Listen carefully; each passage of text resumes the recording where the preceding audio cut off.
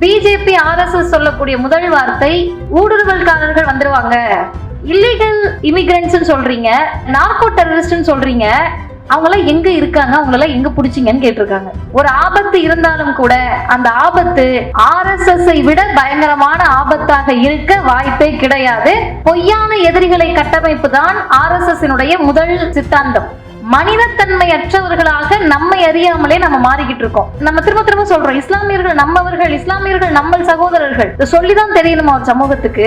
நம்ம ஃப்ரெண்டு, அந்த பொண்ணு ஹிந்துவா இருக்கும், இல்ல ஒரு பையன் இருப்பாரு, திடீர்னு சொல்லுவாரு அவங்க எல்லாம் மாட்டுக்கறி சாப்பிடுறாங்க, உண்மையாவே இஸ்லாமியர் நமக்கு எதிரியா? இந்த டெமோக்ரஸின்ற வார்த்தை மட்டும்தான் இந்த 10 வருஷத்துல படாத பாடுபட்ட வார்த்தை. இருக்கக்கூடிய நூலெல்லாம் நீங்க விட்டுட்டு இஸ்லாமியர்களை, பொய்யான எதிரிகளை தொடர்ந்து பிஜேபி கட்டமைக்கிறதுனா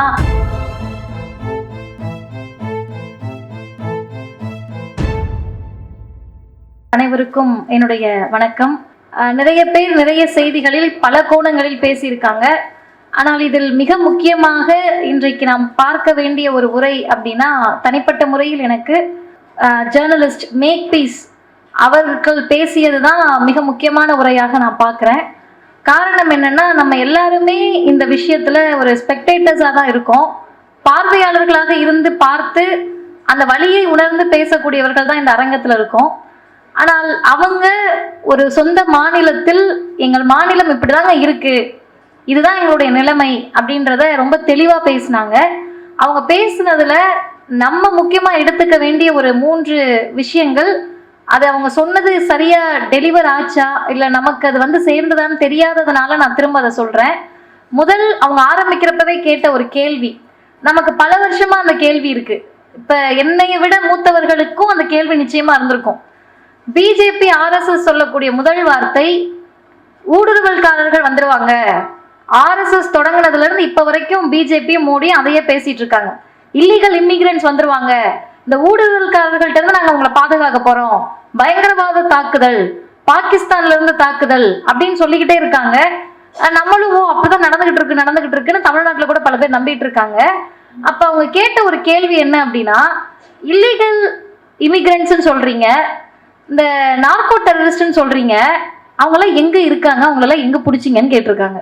இந்த கேள்விக்கான பதில் நிச்சயமாக பிஜேபியை நோக்கி நம்ம தொடர்ந்து கேட்கணும். வழக்கமா சொல்றீங்களே இல்லீகல் இமிகிரன்ட்ஸ் வந்துடுறாங்க, உனக்கு பிரச்சனை இருக்கு, ஆபத்து இருக்குன்றிய, அது என்ன ஆபத்து அதை நீ சொல்லு. அந்த ஆபத்து தெரிந்த பிறகு நாங்கள் இவங்களை எப்படி தற்காத்து கொள்ளணும், பாதுகாத்துக்கணும்ன்றது நாங்க முடிவு பண்ணிக்கிறோம். எத்தனை நாளைக்கு அந்த ஆபத்து என்னன்னு சொல்லாம இருப்பாங்கன்னு கேட்டா, உண்மையாகவே அப்படி ஒரு ஆபத்து இருந்தாலும் கூட, நான் இந்தியா முழுமைக்கும் சொல்றேன், ஒரு ஆபத்து இருந்தாலும் கூட அந்த ஆபத்து ஆர்எஸ்எஸ் விட பயங்கரமான ஆபத்தாக இருக்க வாய்ப்பே கிடையாது. ஏன்னா இருக்கக்கூடிய ஆபத்தில் மிகப்பெரிய ஆபத்து ஆர்எஸ்எஸ் தான். ஏன் இதை இவ்வளவு உறுதியாக சொல்றோம் அப்படின்னா, பொய்யான எதிரிகளை கட்டமைப்பு தான் ஆர்எஸ்எஸ் முதல் சித்தாந்தம். நேர்ல ஒண்ணுமே இருக்காது, ஆனா இவங்க ஃபால்ஸ் எனிமீஸை கிரியேட் பண்ணிட்டே இருப்பாங்க. இப்போ ஒன்றும் இல்லை, நார்மலா நீங்க ஒரு 10 வருஷத்துக்கு முன்னாடி இருந்த, நான் இந்த ஹாலில் இருக்க என்னையும் சேர்த்தே கூட நம்ம சொல்லலாம், தமிழ்நாட்டில் நம்ம ஒரு முற்போக்கான மாநிலமாக இருக்கோம், இங்க எல்லா பிரச்சனைகளுக்கும் குரல் கொடுக்கக்கூடிய மாநிலமாக இருக்கக்கூடிய தமிழ்நாட்டிலேயே ஒரு 10-15 வருஷத்துக்கு முன்னாடி நம்முடைய மனதில் இருந்த சிந்தனைக்கும் இப்ப இருக்கக்கூடிய சிந்தனைக்கும் மிகப்பெரிய மாற்றம் இருக்கு. அது என்ன மாற்றம்னு கேட்டா, மனிதத்தன்மையற்றவர்களாக நம்மை அறியாமலே நம்ம மாறிக்கிட்டு இருக்கோம். குரூரங்களையும் கொடூரங்களையும் ரொம்ப எளிமையா ஏத்துக்கக்கூடிய மனது ரொம்ப அசால்ட்டா வந்துருச்சு. எப்படி அதை நான் ரொம்ப தீர்க்கமா உறுதியா சொல்றேன்னா, இஸ்லாமியர்களை பார்த்தால் நமக்கு நம்ம திரும்ப திரும்ப சொல்றோம், இஸ்லாமியர்கள் நம்மவர்கள், இஸ்லாமியர்கள் நம்ம சகோதரர்கள். இதை சொல்லிதான் தெரியணுமா ஒரு சமூகத்துக்கு? நம்மை சொல்ல வேண்டிய நெருக்கடிக்கு ஆர்எஸ்எஸ் பிஜேபி ஆளாக்கி இருக்குன்னு சொன்னா, நீங்க யாராவது ஒருத்தராவது கண்டிப்பா அதை கிராஸ் பண்ணி வந்திருப்பீங்க. நம்ம கூட இருப்பாங்க, நம்ம ஃப்ரெண்டு, அந்த பொண்ணு ஹிந்துவா இருக்கும், இல்ல ஒரு பையன் இருப்பாரு, திடீர்னு சொல்லுவாரு அவங்கெல்லாம் மாட்டுக்கறி சாப்பிடுறாங்க, அவங்கெல்லாம் போட்ட ட்ரெஸ்ஸே போட்டுக்குவாங்களாம், அவங்க கூட்டம் கூட்டமா வருவாங்க, கும்பலா வந்தாலே அவங்க முஸ்லீமா தான் இருப்பாங்க. இப்படியான சொல்லாடல்களை ஒரு 10-15 வருடத்தில் ரொம்ப எளிமையாக நம்மை அறியாமலேயே எல்லா இடங்களிலும் சாமானிய இந்துக்களை பேச வைத்திருக்கிறது ஆர்எஸ்எஸும் பிஜேபியும். இது ஒரு அஜெண்டாவா இவங்க சொல்றப்ப உண்மையாவே இஸ்லாமியர் நமக்கு எதிரியா? எப்படி பொய்யான எதிரிகளை கிரியேட் பண்றாங்கன்னா, புடுங்கிக்குவாங்கன்னு சொல்லி. அப்ப அறிவார்ந்த ஒரு மக்கள், அறிவாளிகள் நம்ம என்ன யோசிக்கணும்?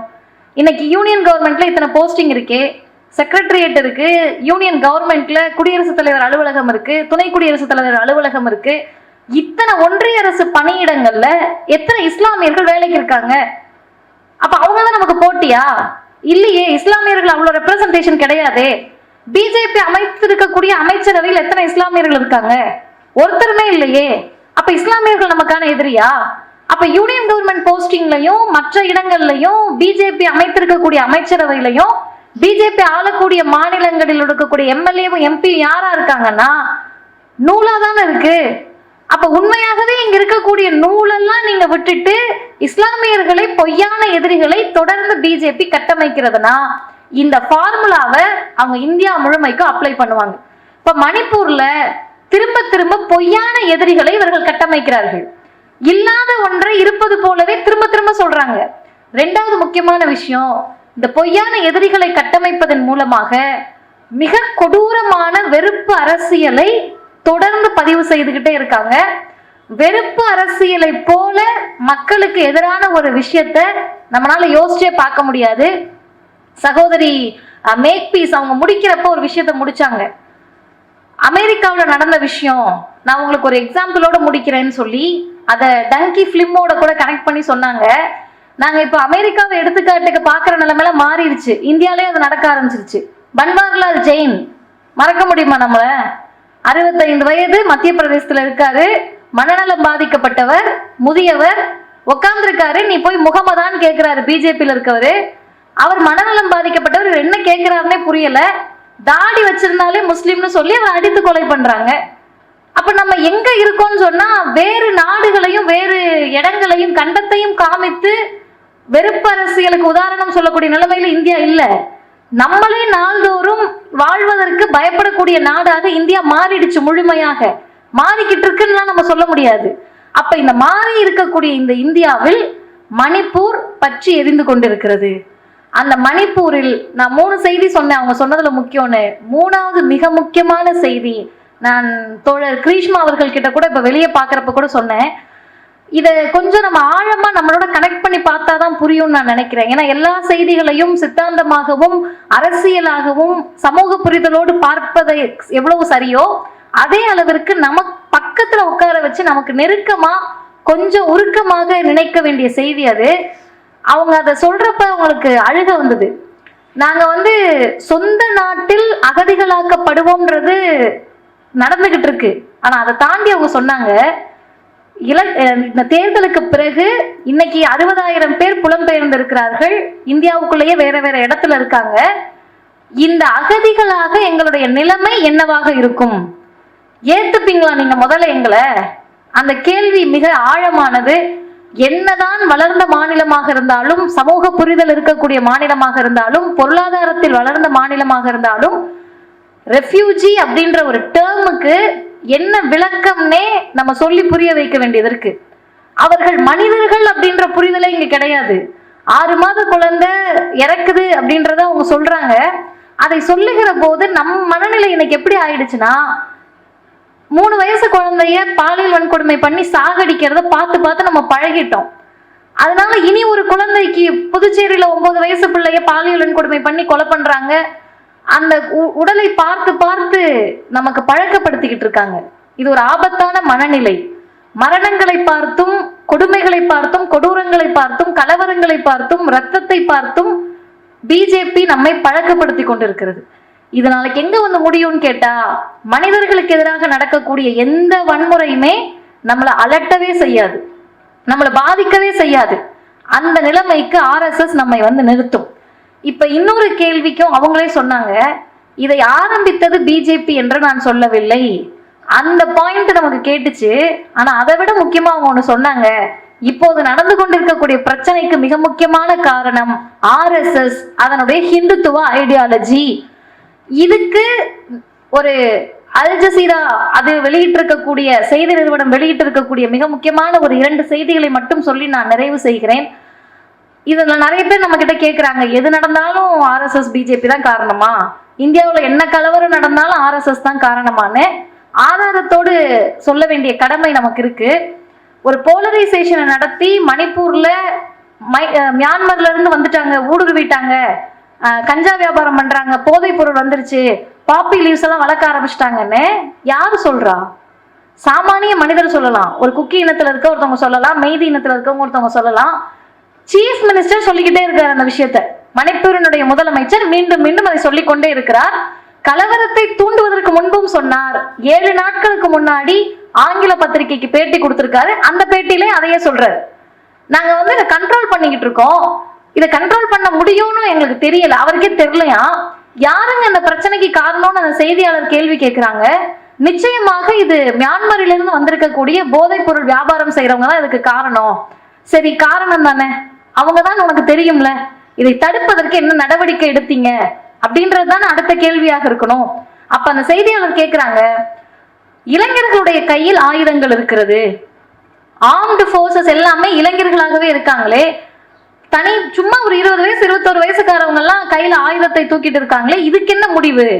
இது யார் கையில அதிகமா இருக்குன்னா சமவெளியில் இருக்கக்கூடியவர்கள் கையில அதிகமாக இருக்கிறது, இதுக்கு என்ன முடிவுன்னு கேட்கிறாங்க.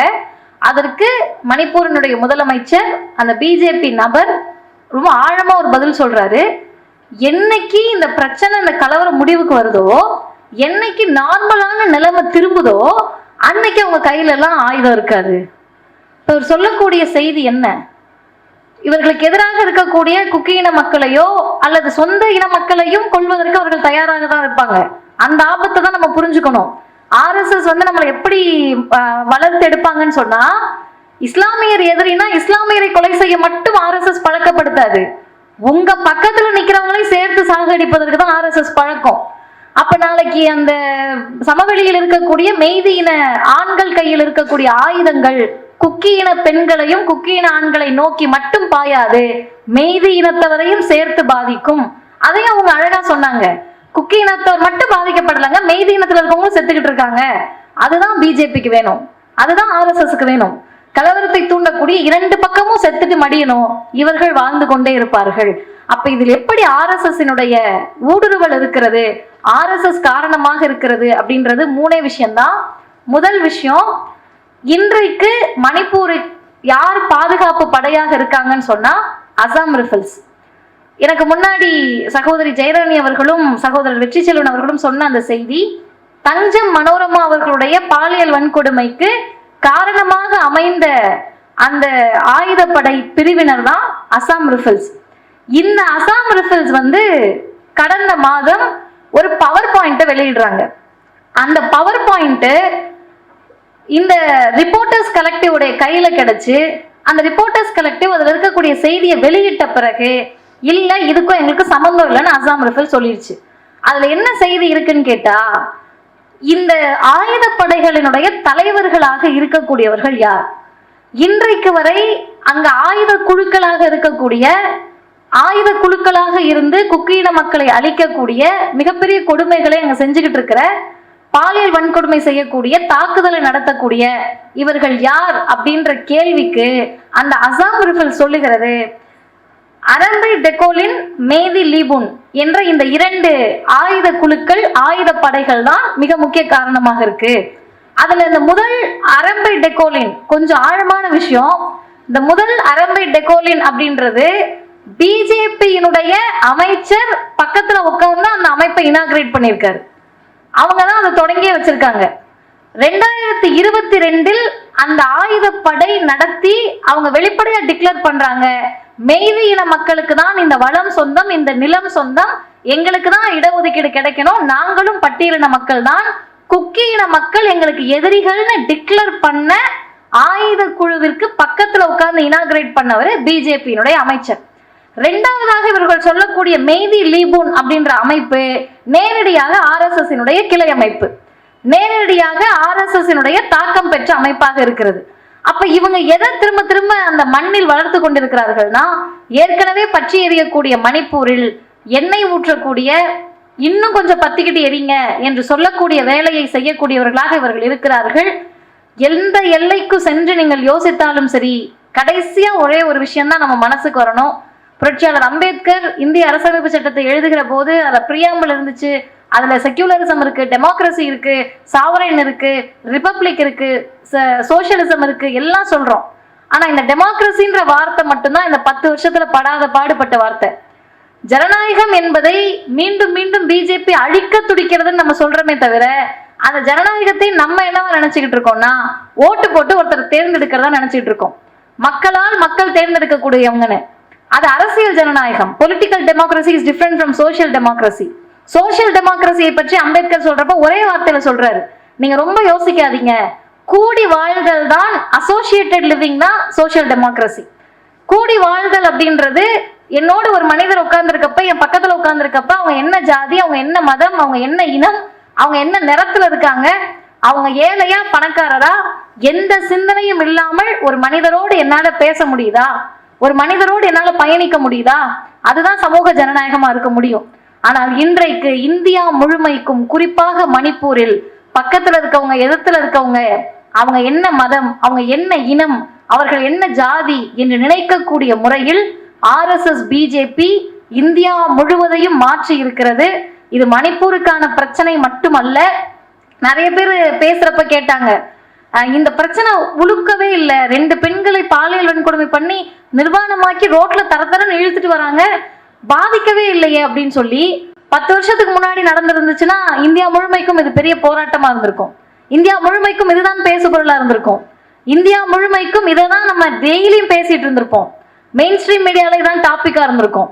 மெயின் ஸ்ட்ரீம் மீடியாவில் இருக்கிற யாராவது ஒரு நல்லவர்கள் இதை தலைப்பு செய்தியா எடுக்கணும்னு நினைச்சாலும் எடுக்க முடியாத அளவிற்கு பிஜேபி எல்லா இடத்திலும் நீக்கமர நிறைந்திருக்கிறது.